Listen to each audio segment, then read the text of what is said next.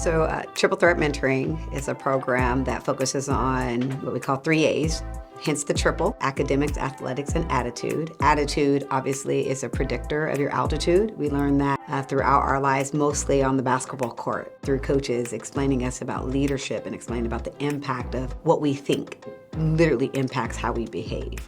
And it impacts, what that looks like around us. So athletics, academics, and attitude.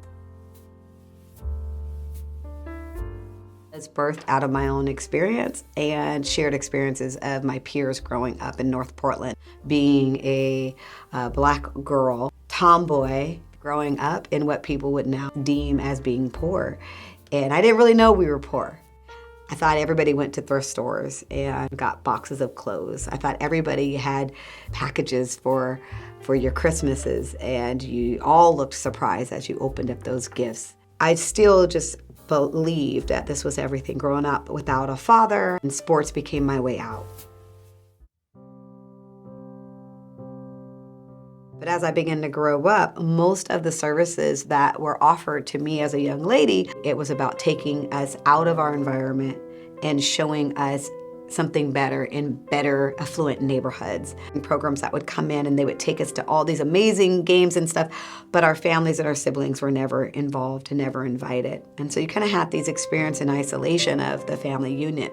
As a black girl growing up, there was this gap of individuals caring about me beyond my performance. So coaches were in my life as long as it was the season. Teachers were in my life as long as I was in their classroom. As long as I was performing, it was great. And sometimes even being at church, as long as I was singing in the choir, I was good. But the moment I didn't feel like singing or didn't like performing or using my gift, even there too, I felt an experience of feeling isolated or not enough. And so I became very performance driven and not really having a lot of role models at all that looked like me as a black woman, but also encompassed the athletic side of me, the academic side of me, and the leadership side of me.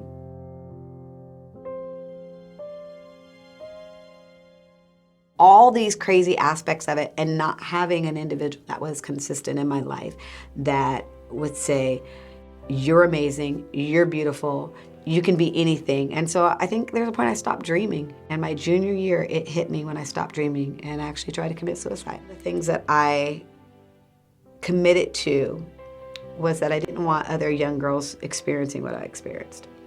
I wanted them to have access like no other.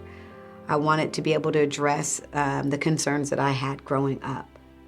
So thinking about triple threat, I don't think it was organic in the sense I was like, oh, I'm gonna do triple threat. But it just came to about how do we pour back into the lives of individuals. So my commitment is I wanna be the adult that I needed when I was a child. And I wanna be able to do that consistently in my neighborhood and in my community instead of going to someone else's community. So I still live in my community because that's how much I'm committed to the mission. I'm still in my community because I want girls like me to see somebody in their community that looks like them and that will walk alongside of them and that will believe in them whether they decide to perform or not. It's not contingent upon.